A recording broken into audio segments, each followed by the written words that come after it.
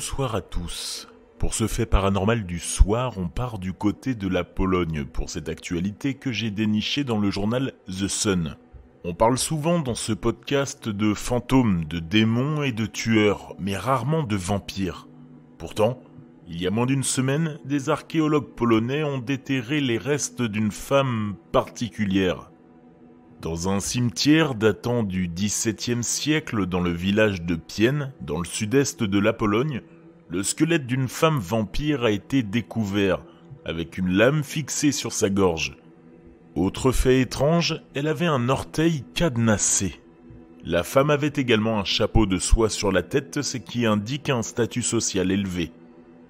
Le chef de l'équipe archéologique, le professeur Dariusz Poliński, de l'université Nicolaas Copernicus de Toruń, a déclaré que cette forme d'enterrement était inhabituelle.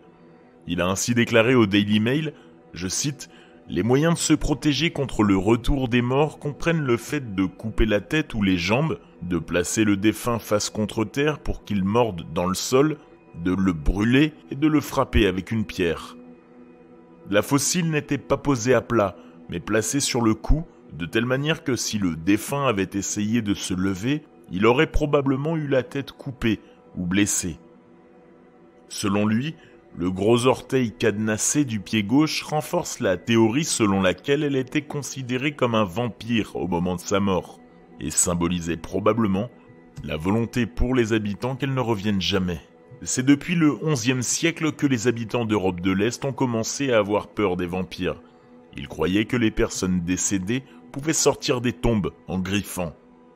Il ne faut pas oublier que l'on n'est pas loin du château de Dracula à seulement 11 heures de voiture. Selon Poliński, le chef d'archéologie, les vampires présumés étaient violemment exécutés dans toute l'Europe de l'Est à l'époque. Les personnes décédées de manière prématurée, par exemple par suicide, auraient souvent été soupçonnées de vampirisme, et leur corps aurait été mutilé pour les empêcher de ressusciter. La découverte a été envoyée à Toruń, où des archéologues vont mener des recherches plus approfondies. En 2015, des archéologues du village de Drusko, à 130 km de là, auraient trouvé 5 squelettes enterrés de manière similaire dans un cimetière vieux de 400 ans.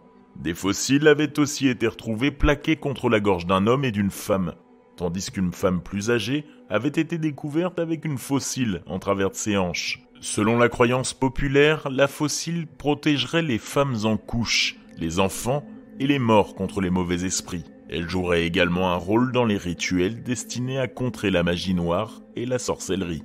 Et vous, chers auditeurs, que pensez-vous du vampirisme, des vampires et de tout ce folklore autour de ceci? J'ai hâte d'entendre votre avis dans les commentaires Instagram, Facebook ou bien en message privé. Je vous souhaite une excellente soirée dans le noir.